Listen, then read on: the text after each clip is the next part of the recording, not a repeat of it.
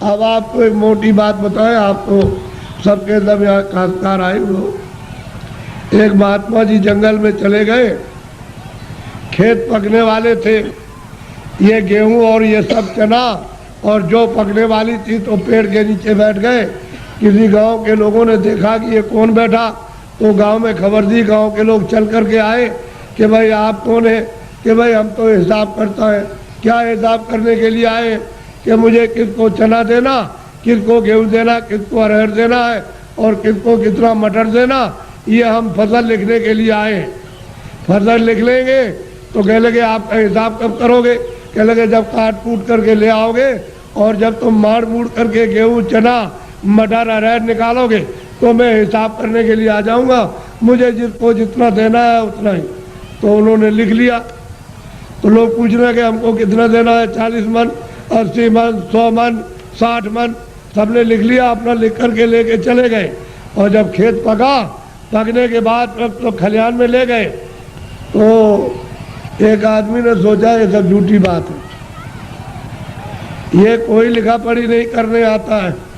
उसने क्या काम किया, रात को हसिया लिया, उसके खेत में से 4 गट्ठा गेहूं उसके खेत में से काट करके अपने खलिहान में जमा कर लिया। उसका तो इतना खेती में होता नहीं था और तमाम गेहूं जमा हो गया दूसरे की चोरी करके। तो जब वो आ गए बेचारे, खेत काट काट करके खलिहान में ले आए और भूसे को अलग किया, अनाज को अलग, तो महात्मा जी आ गए और बैठ गए। लोग दौड़ पड़े कि महाराज हमको कितना देना? तो लिखा था 40 मन और 80 मन और 60 मन और 100 मन और इतना देना। चोर तो चोरी कर ले आया था, वो आया, कह लगे महाराज हमको कितना देना है? कि तुमको 25 मन। कह लगे तौल लीजिए।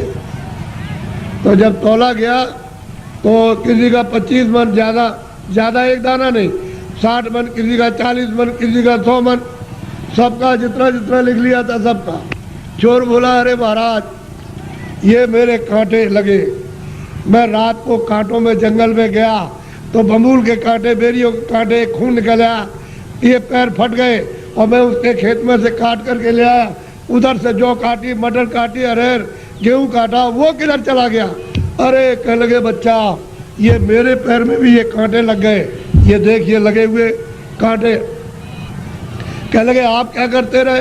कह लगे तू काट कर के ले आता था, वहाँ जमा करता था और मैं यहाँ से जब चला जाता था घर में तो गट्ठा उठा करके उसमें खेत में पहुँचाया करता था। मुझे देना उतना ही है जितना तेरे हिसाब में, और तूने जो ये चोरी की है, ये कांटे तेरे लगे और तकलीफ हो रही है तो तेरी सजा और चोरी की सजा अलग मिलेगी। वो जो तुमने चोरी की है उसकी सजा अलग, और ये कांटे लगे, खून निकल आया, इसकी सजा। तो कहने का मतलब ये है तुम मन का धन कितना भी खेत काट कर, जमीन लेकर, ये करके, चोरी करके, डकैती डालकर, रात को छीन करके कितना भी अपना धन घर में ले आओ, लेकिन वो जो हिसाब करता जो कर रहा वो बैठा हुआ, वो सब